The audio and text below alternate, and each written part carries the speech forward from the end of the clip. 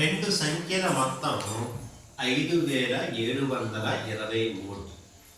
అందులో ఒక సంఖ్య 2687 అయితే రెండవ సంఖ్య ఎంత? చూడండి పిల్లలు, రెండు సంఖ్యల మొత్తం, ఇది ఒక సంఖ్య, ఇది ఒక సంఖ్య.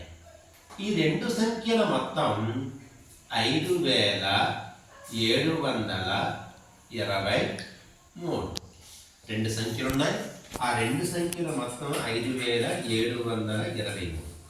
అందులో ఒక సంఖ్య 2687 అయితే ఇంకో రెండవ సంఖ్య ఎంత? ఓకేనా?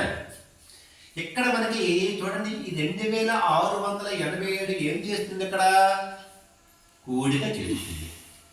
ఈ కూడిక చేసిన 2687ని ఈక్వల్ టు అవతల వైపు పట్టికలు తీసుకుని పోతే ఏం చేస్తుంది?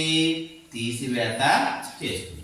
సో ఇక్కడ మనకి ఏం మిగిలిపోయింది? ఇక్కడ ఈ క్వశ్చన్ మార్క్ అనేది మిగిలిపోయి 5723 మైనస్ 2687. ఓకేనా? దీన్ని మనం ఇలాగ కూడా రాసుకోవచ్చు. 5723 మైనస్ 2687. ఇప్పుడు మనం తీసివేత చేద్దాం. ఓకేనా? ఇక్కడ 3లో 7 తీయలేదు. 3 ఒకట్లు ఉన్నాయి. 3 ఒకట్లు 7 ఒకట్లు తీయలేరు. 3 ఒకట్లో 7 ఒకట్లు తీయలేదు. అప్పుడు ఏం చేస్తాం? 2 10లు ఉన్నాయి కదా, 2 10 నుంచి ఒక 10 ఇక్కడికి తీసుకుని పోతాం. అప్పుడు ఇక్కడ ఒక 10 ఉంటుంది.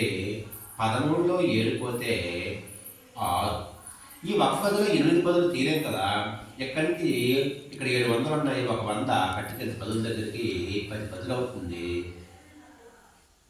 ఇంకా ఇక్కడ 600 ఉంటాయి. 11 10లో 8 10లు పోతే 3 10లు. 600లో 600 పోతే 0 5000లో 2000 పోతే 3000. అంటే రెండవ సంఖ్య 3036. ఓకేనా? అర్థమైందా?